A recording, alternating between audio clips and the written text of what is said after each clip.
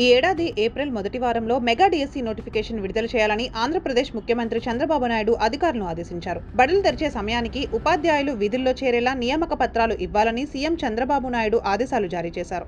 ఇవాళ నిర్వహించిన కలెక్టర్ల సమావేశంలో చంద్రబాబు మాట్లాడుతూ సంక్షేమం, సుపరిపాలన రెండింటినీ సమన్వయం చేస్తూ పరిపాలన ఉండాలని అధికారులను ఆదేశించారు.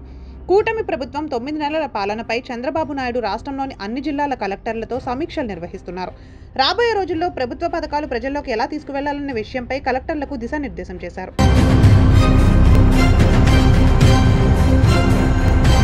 ఆంధ్రప్రదేశ్లో 3వ కలెక్టర్ల సదస్సులో ముఖ్యమంత్రి చంద్రబాబు నాయుడు జిల్లాల మధ్య తలసరి ఆదాయంలో వచ్చిన మార్పులపై ఆసక్తికర వ్యాఖ్యలు చేశారు.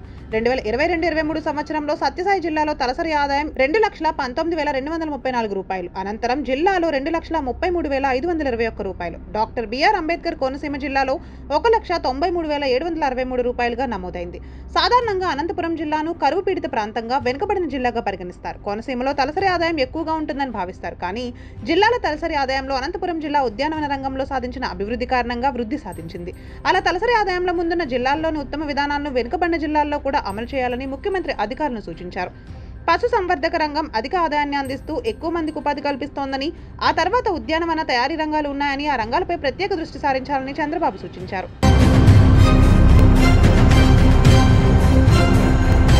అమరావతి రాజధాని నిర్మాణంలో ప్రజలపై పైసా భారం పడబోనీయమని ఏపీ మున్సిపల్ శాఖ మంత్రి పొంగూరు నారాయణ అన్నారు.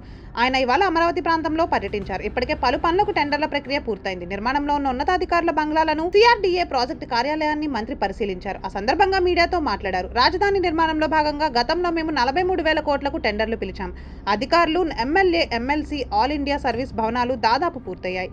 కానీ గత ప్రభుత్వం వాటిని పట్టించుకోనే లేదు. కూటమి ప్రభుత్వం వచ్చాక కూడా అనేక ఇబ్బందులు వచ్చాయి. ఐఐటి మద్రాస్ నుండి నిపుణుల బృందం భవనాల నాణ్యతను పరిశీలించింది. వారి కాంట్రాక్టర్లతో చర్చలు జరిపి కొన్ని సమస్యలు పరిష్కరించామని చెప్పారు. 90% పనుల టెండర్లు పూర్తయ్యాయని వివరించారు. 186 భవనాలు మంత్రులు, జడ్జిలు, కార్యదర్శులు, ప్రధాన కార్యదర్శులకు వస్తున్నాయన్నారు. గెజిటెడ్ అధికారులకు 1440, ఎన్జీఓలకు 1995 నిర్మాణాలు వస్తున్నాయి. హైకోర్టు 16.85 లక్షల చదరపు అడుగుల్లో వస్తోంది. ఇక 250 మీటర్ల ఎత్తులో అసెంబ్లీ భవనం రానుంది. 15 రోజుల్లో కాంట్రాక్టర్లకు మౌలిక సదుపాయాలు అందుబాటులోకి వస్తాయి. ప్రజలపై ఒక్క పైసా కూడా భారం లేకుండా రాజధాని నిర్మాణం పూర్తవుతుంది. వరల్డ్ బ్యాంక్, ఏడీబీ నుంచి రుణాలు తీసుకున్నాం. ల్యాండ్ వాల్యూ పెరిగిన తర్వాతనే అప్పు తీరుస్తామని నారాయణ చెప్పారు.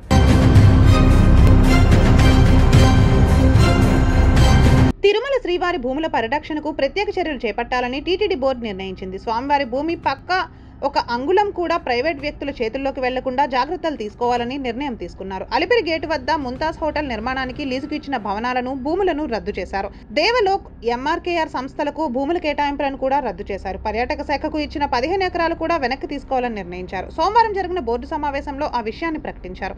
టీటీడీ బోర్డు 5,268 కోట్ల వార్షిక బడ్జెట్ కు ఆమోదం తెలిపింది. సాధారణ భక్తులకు మెరుగైన వసతి సదుపాయాల కోసం 772 కోట్ల వ్యయంతో 7,282 గదులు నిర్మించాలని నిర్ణయించారు. బ్రేక్ దర్శనం సమయాల మార్పుపై అధ్యయనం చేయనున్నారు. శ్రీవారి ట్రస్టుకు అదనంగా మరో ట్రస్ట్ ఏర్పాటు చేయాలని నిర్ణయించారు. రాష్ట్రాల రాజధానుల్లో శ్రీవారి ఆలయ నిర్మాణాలకు ముందుకు రావాలని ఆయా రాష్ట్రాల సీఎంలకు లేఖలు రాయాలని నిర్ణయించారు. విదేశాల్లో కూడా ఆలయాలు నిర్మించాలని నిర్ణయించారు.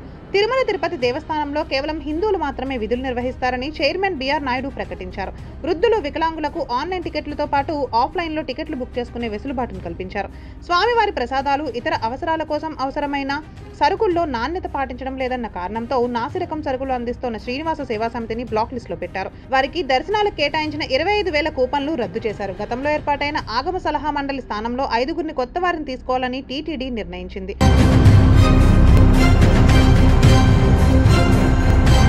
అగ్ని ప్రమాదంలో ఇంట్లో కాలిపోయిన 50 కోట్ల రూపాయల నగదు వ్యవహారంలో ఢిల్లీ హైకోర్టు న్యాయమూర్తిని జస్టిస్ యశ్వంత్ వర్మను అలహాబాద్ హైకోర్టుకు బదిలీ చేయాలని సుప్రీంకోర్టు కొలీజియం నిర్ణయించింది. డబ్బు కాలిపోయిన ఘటన వెలుగు చూసిన తర్వాత జస్టిస్ వర్మకు రిజిస్ట్రీ ఎలాంటి కేసులు అప్పగించలేదు. తాజాగా అలహాబాద్ హైకోర్టుకు బదిలీ చేస్తూ కొలీజియం నిర్ణయం తీసుకుంది. అయితే వర్మను విధులకు మాత్రం దూరం పెడుతున్నారు. జస్టిస్ వర్మ వ్యవహారం న్యాయ వ్యవస్థకు మచ్చ తెచ్చేలా ఉందంటూ ప్రతిపక్షాలు తీవ్ర విమర్శలు చేయడంతో సుప్రీంకోర్టు ప్రధాన న్యాయమూర్తి చర్యలకు ఉపక్రమించారు. సిజేఐ చర్యలను ఉపరాష్ట్రపతి జగదీప్ ధన్ఖడ్ కొనియాడారు.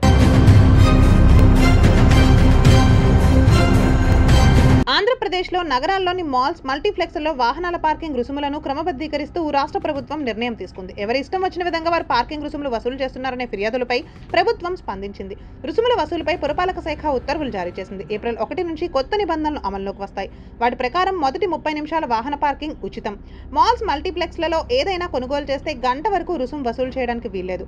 గంటకు పైగా పార్కింగ్ చేసిన వారు సినిమా టికెట్ లేదా బిల్లును చూపిస్తే వారికి కూడా ఉచితం. మిగిలిన వారికి రుసుము ఎంత వసూలుకు అనుమతిస్తారు అన్న విషయం మీద పురపాలక శాఖ ఇంకా స్పష్టత ఇవ్వలేదు. ఇంటర్మీడియట్ స్థాయిలో ఆంధ్రప్రదేశ్లో విద్యా సంస్కరణలు మొదలైనాయి. మొదటి ఏడాది ఇంటర్ ప్రశ్నపత్రాల నమూనాను బోర్డు విడుదల చేసింది. గణితంలో ఇకపై 2 పరీక్షలను బదులు ఒకటే పరీక్ష ఉంటుంది. భౌతిక శాస్త్రం, రసాయన శాస్త్రం, జీవశాస్త్రాల పరీక్షలు 85 మార్కులకు ఉంటాయి. సైన్స్ గ్రూప్లో 5 పేపర్లే ఉంటాయి. ఇంటర్ ఫస్ట్ ఇయర్ పబ్లిక్ పరీక్షల్లో మొదటిసారిగా 1 మార్కు ప్రశ్నలను ప్రవేశపెడుతున్నారు. సిలబస్ ప్రశ్నపత్రాల నమూనాలను ఇంటర్ బోర్డు తయారు చేసింది. వచ్చే విద్యా సంవత్సరం నుంచి ఇంటర్ మొదటి ఏడాది విద్యార్థులకు ఎన్సీఈఆర్టీ సిలబస్ అమలు చేస్తారు. ఇప్పటికే 10వ తరగతిలో ఎన్సీఆర్టీ సిలబస్ అమల్లో ఉంది. వచ్చే ఏడాది నుంచి ఇంటర్మీడియట్ లో కూడా ఎన్సీఈఆర్టీ తీసుకురానున్నారు.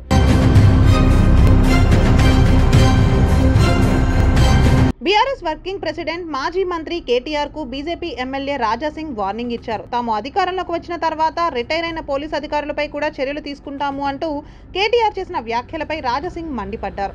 పోలీసులతో పెట్టుకోవద్దని ఆయన వార్నింగ్ ఇచ్చారు. బీఆర్ఎస్ ప్రభుత్వ హయాంలో అప్పుడు ఎంపీగా ఉన్న రేవంత్ రెడ్డిని అరెస్టు చేసి జైలుకు పంపించారని గుర్తు చేశారు.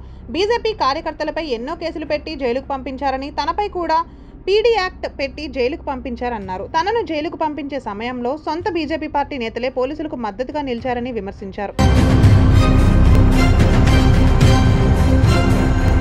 తెలంగాణ ఫిరాయింపు ఎమ్మెల్యేల పిటిషన్లపై సుప్రీంకోర్టులో మంగళవారం విచారణ జరిగింది. ఈ క్రమంలో పార్టీ ఫిరాయింపులపై సర్వోన్నత న్యాయస్థానం సంచలన వ్యాఖ్యలు చేసింది. పార్టీ ఫిరాయింపులకు వార్షికోత్సవం అయిందా అని వ్యాఖ్యానించింది. ఇలాంటి వ్యవహారాల్లో రాజ్యాంగ ధర్మాసనాలు తీర్పులు ఉన్నాయని జస్టిస్ బిఆర్ గవాయ్ ధర్మాసనం పేర్కొంది. ఎప్పటిలోగా తేల్చాలి అనే విషయంలో గల తీర్పులు స్పష్టంగా చెప్పలేదని, అలాంటప్పుడు ఆ తీర్పును కాదని ఎలా ముందుకు వెళ్లగలమని పేర్కొంది. ఉన్నత ధర్మాసనాల తీర్పులను ఎలా తిరిగి రాయగలమని ప్రశ్నించింది.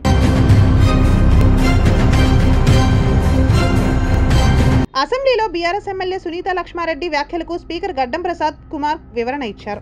సునీతా లక్ష్మారెడ్డి అంటే తనకు గౌరవమని, మహిళలంటే తనకు ఎనలేని గౌరవం ఉందని చెప్పారు. తనకు 8 మంది అక్కా చెల్లెళ్ళు ఉన్నారని చెప్పారు. రన్నింగ్ కామెంటరీ చేస్తుండడం వల్ల సరిగా వినిపించలేదన్నారు. ప్రత్యేకంగా మిమ్మల్ని ఉద్దేశించి నేను మాట్లాడలేదు. ఒకవేళ మీ మనసుకు బాధ కలిగించి ఉంటే నా వ్యాఖ్యలను విత్డ్రా చేసుకుంటా అని స్పీకర్ బదులిచ్చారు. అంతకుముందు సభ ప్రారంభమైన తర్వాత ఎమ్మెల్యే సునీతా లక్ష్మారెడ్డి మాట్లాడారు. స్పీకర్ వ్యాఖ్యలు నాకు బాధ కలిగించాయని ఆవేదన వ్యక్తం చేశారు.